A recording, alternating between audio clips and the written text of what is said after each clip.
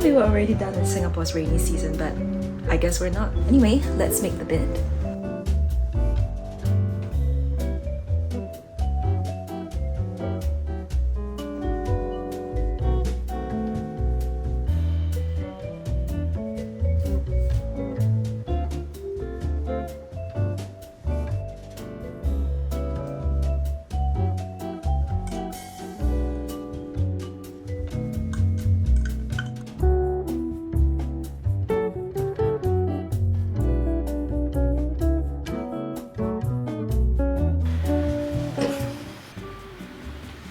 Oh hey, I didn't see you there.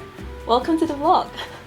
I was gonna say that I've been having a busy month so far, and I had to catch myself because I don't want to keep telling myself that I am busy because that doesn't feel great. I think it has been an eventful 2025 so far, to say the least. It is raining like crazy right now, and I was about to head out to go to a cafe to work, but I think I will be staying in for a bit more.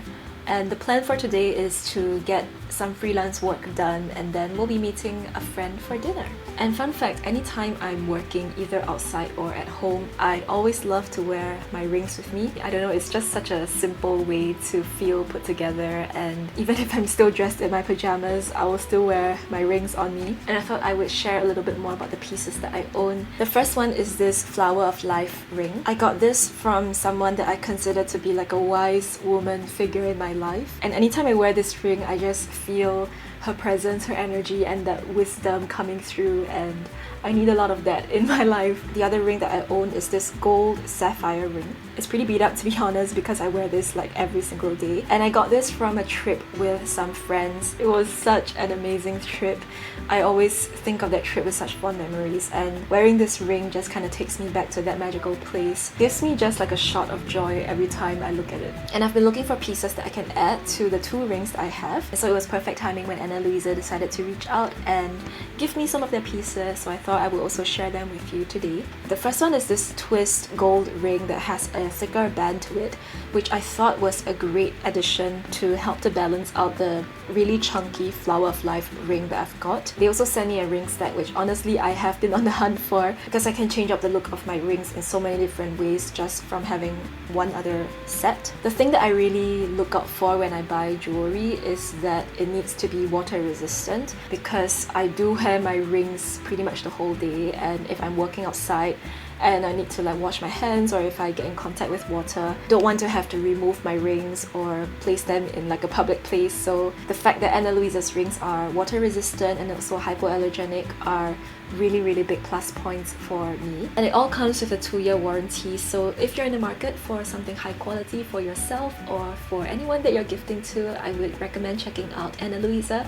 I have a link in my description box below, so feel free to head over. I recently got these new frames as well, and it reminds me of an old pair of glasses that I used to have when I was in school, and so I feel really studious when I wear these, and it just makes me want to get to work, which is great. So let's get started.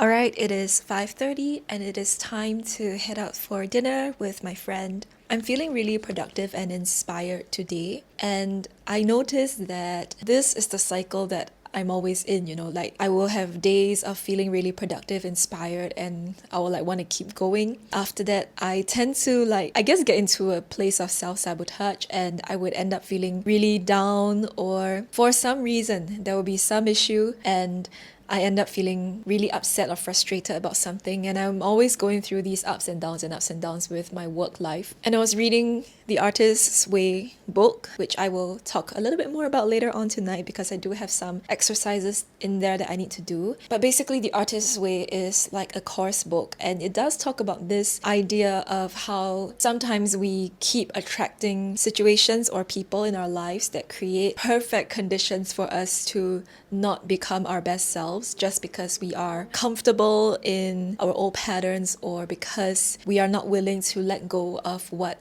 we have always known. And I really feel like I can relate to that. I tend to draw in a lot of chaos, kind of like self-destructive ways of being that don't serve me.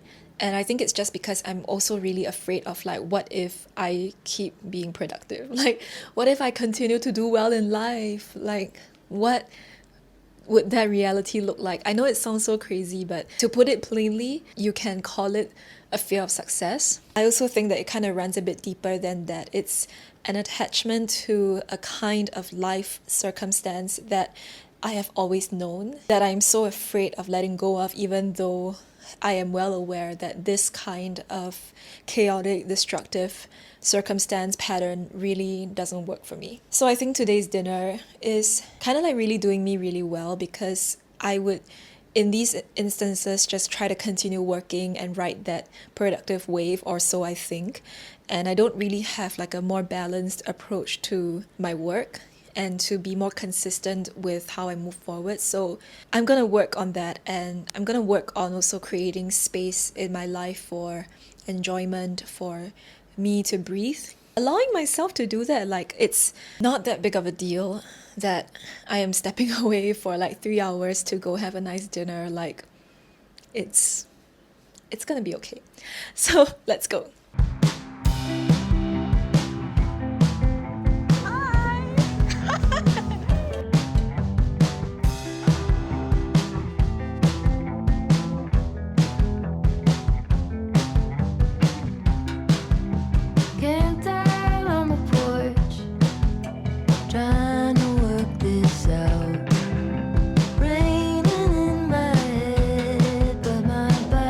Consistency in content creation in like everything that we want to create as like a anchor for 2025. Yeah, and also we talk about how 2025 is the year for caring about things that you love. Like, it's not cool to not care. Preach. And it's time to be serious about the stuff that you believe in, right? And be invested in it and not pretend that it's whatever. Yeah, like, don't pretend. Just do it. The pretense is really just like, I think it's a mask, it's a coping mechanism, just in case. In case you might fail, but who cares? You know? Follow on Substack. Link down below. Link it.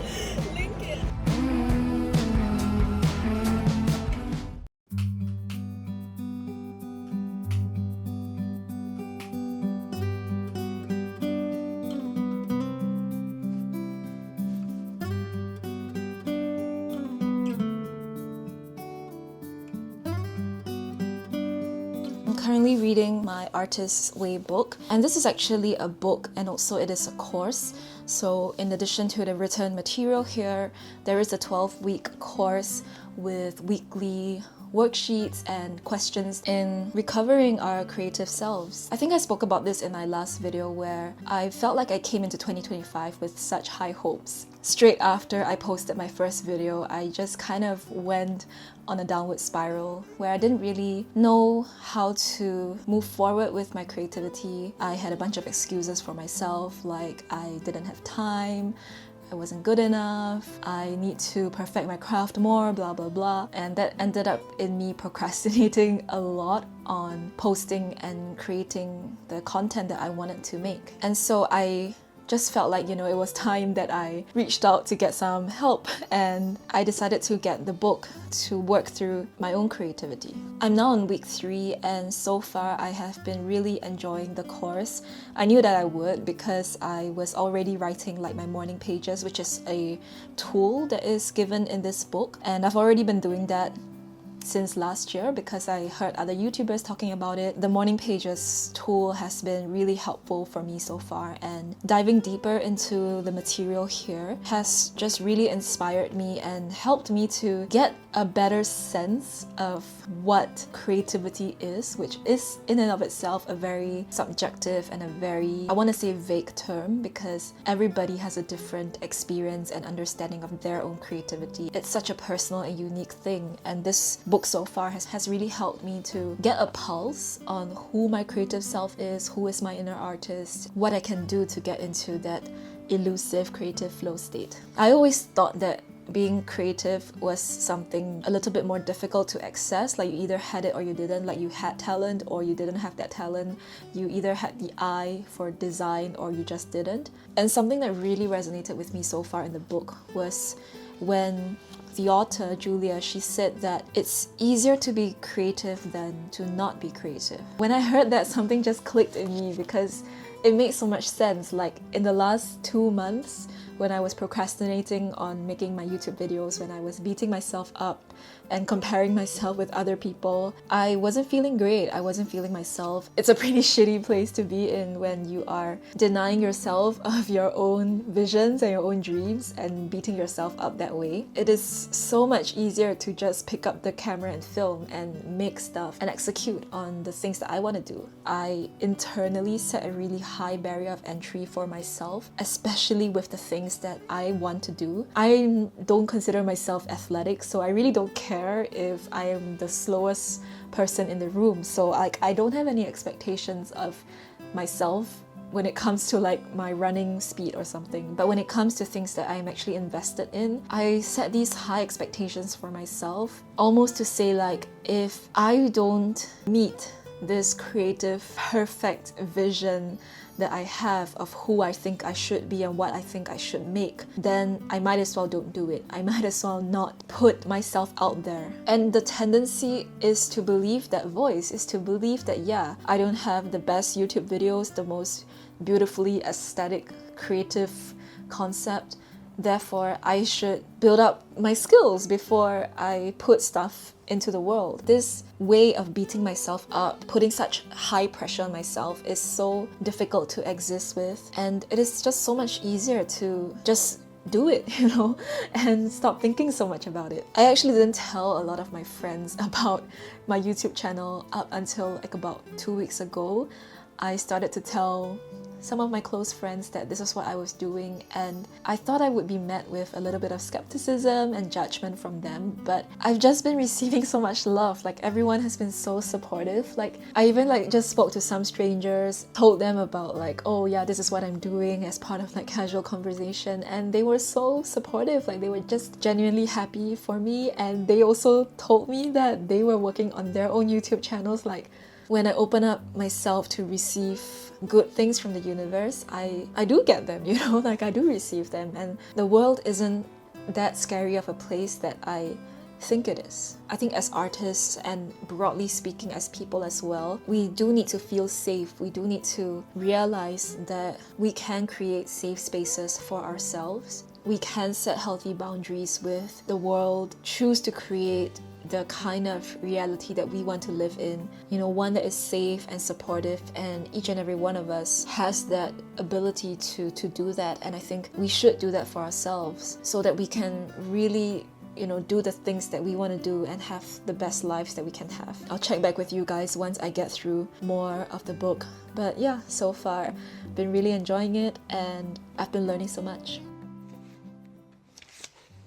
There isn't a better time to do a book haul than in the middle of the night, so let's get started. I got this book secondhand from a friend. Really glad to have gotten a whole stack of new books to dip into. So the first book that I've already began reading is Notes on a Nervous Planet by Matt Haig. This book is exactly as the title says. It is a collection of short essays on things that are making us feel nervous, anxious, and just increasingly worried as a society. The next book that I've begun reading is Descendant of the Crane by Joanne He. I've only started reading this yesterday, but it has been very interesting so far. It starts off with a mystery, with a murder. Our main character is taking all sorts of risks the moment she begins her journey in this book, so that is very, very exciting, and I'm looking forward to reading this tonight actually. The rest of the books I haven't dipped into yet, so we'll just do a quick rundown of what I got. In Praise of Slow, How a Worldwide Movement is Challenging the Cult of Speed by Carl. I'm not even going to pronounce his last name. I think I'm always someone who has been chasing speed in my life, and I am curious to challenge that notion and unpack, what is my desire for speed, and I think this book seems to be able to address that, so that's why I took it off my friend's hands. The next is Deluxe, How Luxury Lost Its Luster by Dana Thomas. Again, just a really interesting sounding title. I think something worth examining about the luxury fashion industry. I got Plato Republic.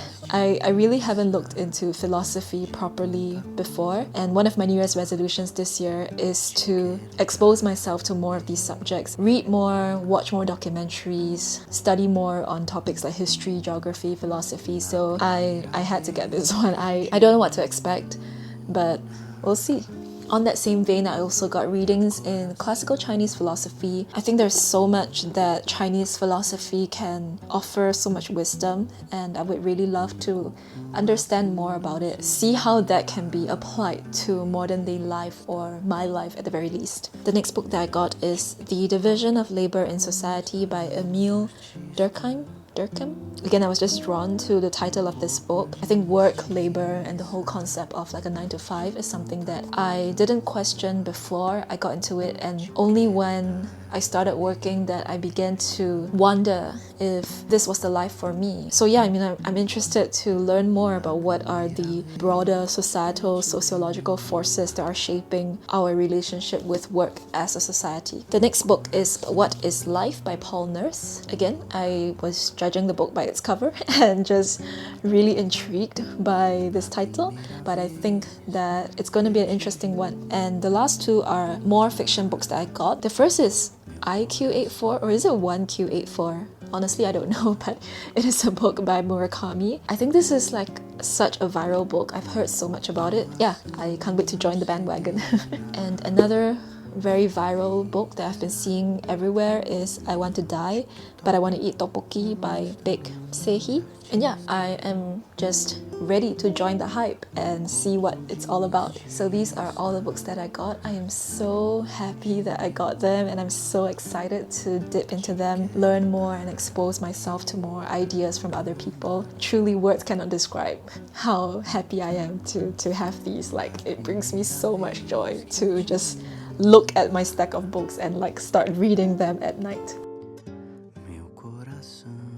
It's getting late, so I'm gonna end the vlog here, but I'm gonna continue reading this book because it is just that good. We are off to a really, really good start, and I have very high hopes for this, so I will check back with you guys once we are done to share my final review. Before we go, I just want to give a quick shout out to Luisa again. If you're in the market for any new jewelry pieces, do check out my link in the description box below. And thank you so much for watching this vlog, and I'll see you very soon.